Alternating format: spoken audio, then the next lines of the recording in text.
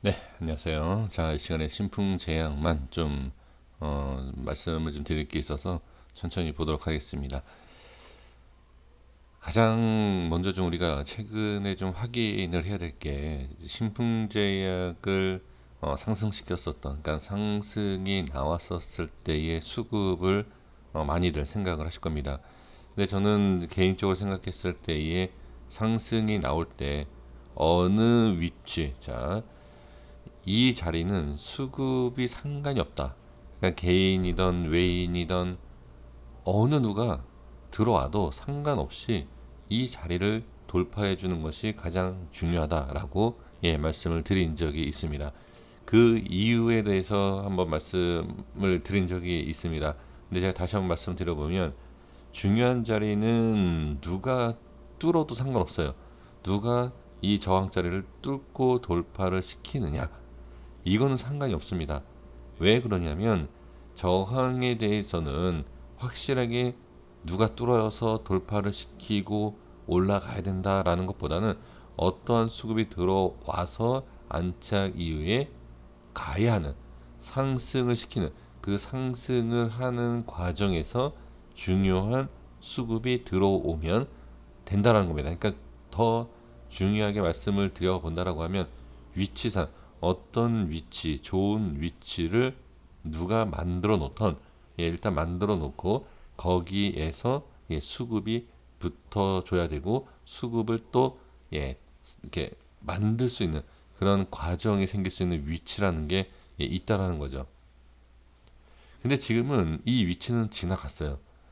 자, 지나갔는데 여기에서 이제 수급을 제가 또 말씀을 드리는 이유가 뭐냐면, 자, 지금 여기는 뭐라고 말씀드렸죠? 제가 저항을 뚫고 올라갈 수 있는 위치. 그럼 여기가 저항이다. 아무리 좋은 호재, 중요한 내용이 나와도 돌파를 못하면 의미가 없다. 그렇죠? 그러면 지금 여기는 뭐냐? 여기는 이제는 지지를 해야 돼요. 지금부터 조금 더 내려올 수도 있고, 뭐 바로 반등이 나올 수도 있지만, 여기서부터 마찬가지로 반대예요, 반대. 여기서부터는 누군가가 매수를 하던 매도를 하던 밑으로 빠져선 안 된다. 반대예요. 여기는 수급하고 상관없이 돌파가 나와야 돼요. 근데 여기는 밀리면 안 되고 수급도 될 수 있으면 상승시키는 수급이 들어오는 것이 좋다. 좀 어렵습니까? 이렇게 좀 설명을 좀 드려볼 수 있을 것 같습니다. 자, 이런 박스 안에 있습니다. 이 박스를, 자, 좀 벗어나야 돼요. 벗어나는데 그냥 어떻게 하다 보니까 그냥 벗어났어요. 근데 이 박스를 벗어나는 게 중요한 게 아니라 올라가야 되죠. 목적지가 여기다. 이 위치. 여기까지 올라가야 돼요. 근데 여기를 올리려고 하는 목적이 있는 수급이 있다라는 거죠. 누군가가 돌파하든 상관없어요. 하지만 여기서부터 여기까지 올리는 것은 목적, 여기까지 올려야 하는 목적이 있는 수급. 그러면 여기까지 올리지 못한다. 그리고 우리가 원하는 수급이 개인이 아니라 기관과 외인이다. 붙지 않는다. 그러면 여기까지 올릴 생각이 없다. 이렇게 봐야 돼요. 그러면 하락을 하는 거죠. 이 자리가 아까 말씀드렸던 그 자리예요. 다시 이따 차트를 보면서 말씀드릴게요. 그럼 지금 뭐냐? 지금은 이 밑에예요. 이 밑에는 주가를 끌어올려야 하는 그런 애들. 자, 애들이라 그래서 좀 그러긴 하지만, 그런 수급이 들어와야 할 자리가 됐다라는 거죠. 아무나 들어와서 되는 게 아니라 정말 주가를 끌어올리는, 왜 그러냐면 주가를 끌어올리려고 한다라고 하면 밀어서는 안 돼요. 자, 그러면 아니 하락을 하고 밑에서도 올릴 수 있는 거 아니야? 그쵸? 그거는 다음 자리를 얘기를 해야 됩니다. 그러니까 지금 제가 보는 기준에서는 지금부터 어느 정도 밀릴 수 있지만, 밀더라도, 그리고 다음 자리다라고 하더라도 지금부터 물량을 주가를 끌어올리는 주체가 들어오는 게 좋다라는 것을 말씀을 드리는 것입니다. 신풍제약이 어떠하다 무슨 이런 내용도 있지만 이거는 단순히 기술적인 내용이 아닙니다. 그러니까 많은 분들이 신풍제약은 이래서 주가가 올라갔고 이렇게 해서 올라갈 거다라고 하는 것은 보여지지 않는, 자, 또 아니 왜 안 보여지느냐, 지금 뭐 이렇게 일 진행하고 있고 뭐가 이렇게 나오고 있는데 왜 안 보이느냐, 그게 안 보인다라는 게 아닙니다. 보인다 안 보인다는 보다 주가에서 보이는 걸 얘기하는 거예요. 단순히 차트가 보인다, 그 차트만 그게 아니다라는 거죠. 수급과 거래량 여러 가지의 흐름을 좀 볼 수가 있다는 거죠. 저는 이런 것을 말씀을 드리는 것입니다. 다시 한번 말씀드리지만 이 모든 내용은 제가 그냥 생각을 하고 제 기준입니다. 이렇게 좀 말씀을 드려봅니다. 그래서 이제 이어서 설명을 좀 드려보도록 하겠습니다. 지금 개인이 계속 들어오고 있습니다. 이게 나쁘다라고 얘기할 수 없어요. 왜? 그러니까 자꾸 개인 수급, 기관 수급, 얘네들 이런 표현을 해서 죄송합니다. 자, 개인들이 들어오는데 여기에서 계속 개인들이 나중에 주가를 끌어올리는 주체이다라고 하면 개인들이 들어와도 전혀 문제가 되지 않아요. 전혀 상관없습니다. 그런데 결과에 대해서 우리가 알 수가 없지 않습니까? 나중에 이게 빠지더라. 빠지면 역시 개인들이 올리려고. 그러니까 이거는 뒤늦게예요. 그러니까 뒤늦게 아는 거기 때문에 우리가 큰 의미를 둘 수가 없죠. 그러니까 여기에서 이제 상승과 하락과 같은 맥락일 수도 있어요. 그러니까 어떤 내용이냐면 내가 봤을 때는, 자, 제가가 아니고 각자 판단하실 때 내가 봤을 때는 기관과 외인이 들어오는 게 바닥을 만들어주고 주가를 올릴 것 같다라고 하면 매수를 안 하시면 돼요. 차트 기술적인 그런 의미를 보다 그냥 수급으로 봤을 때 안 하시면 됩니다. 근데 상관없지 않을까? 그냥 좋은 호재이고 좋은 내용이 좀 나오고 있는 상황이기 때문에 올라갈 수 있는 거 아니야? 그러면 매수를 하시면 됩니다. 이 기준은 확실히 좀 잡아주시는 게 저는 좋다라고 보여집니다. 오늘 기관과 외인이 좀 매도를 했다라고 해서 이것도 부정적으로 볼 필요는 없습니다. 좀 더 지켜볼 상황이고요. 근데 지금은 기술적으로 보나 지금 수급으로 봤을 때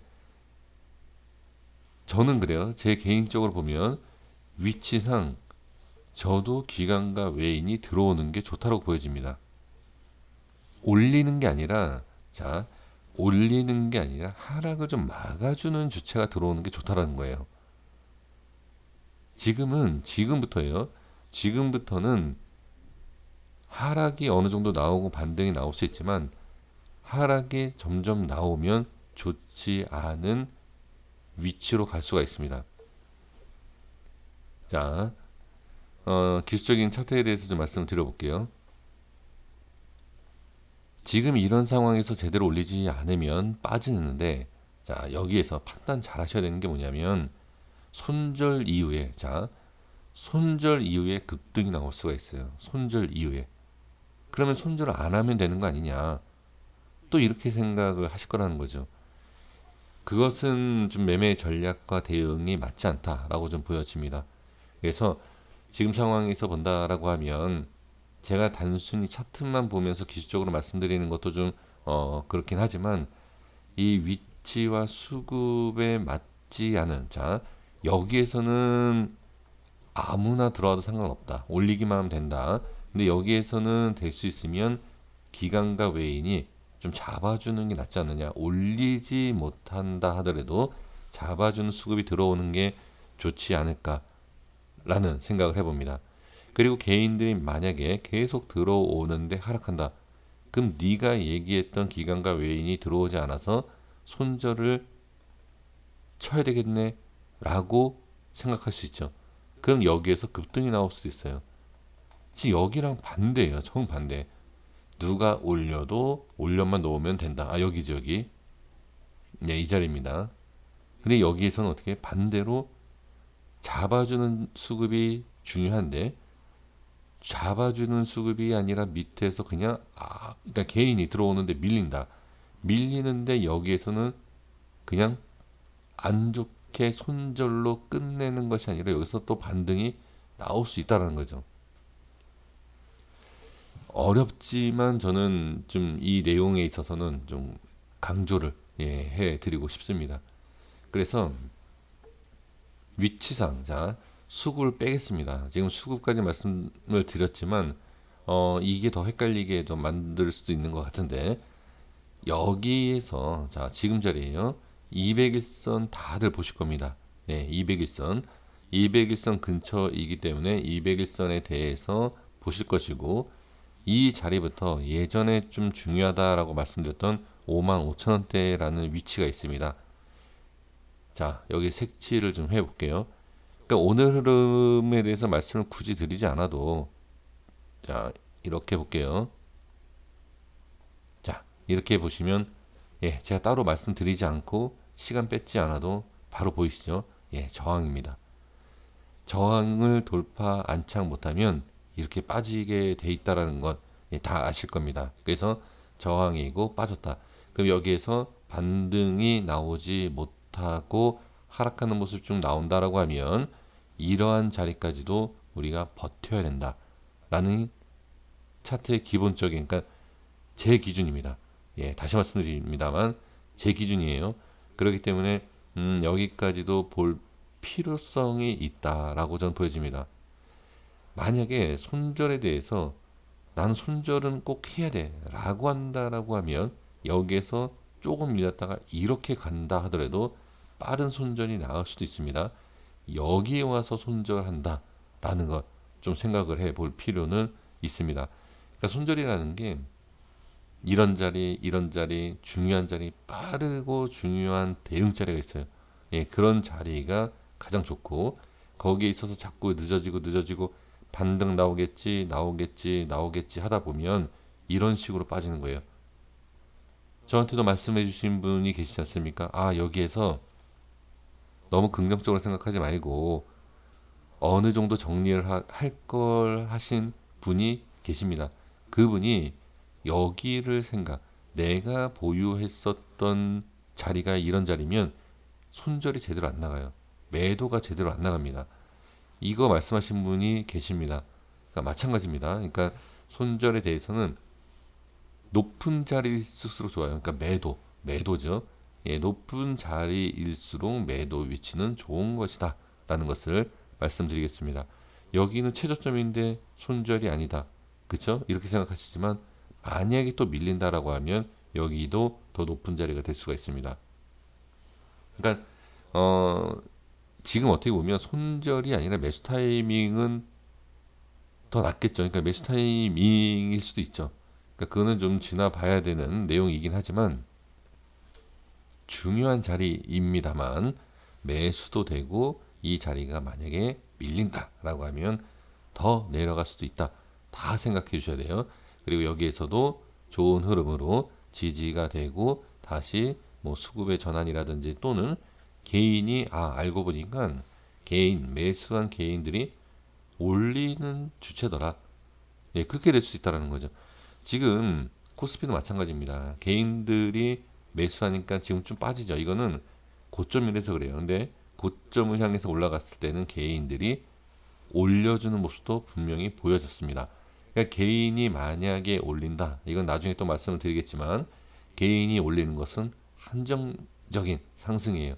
일부분입니다. 이렇게 이거는 나중에 수급과 상승 만약에 나오면 거기에 대해서 추가로 또 말씀을 드려보도록 하겠습니다. 오늘은 여기까지 말씀드리고 정리하겠습니다. 구독과 좋아요 부탁드리겠습니다. 감사합니다.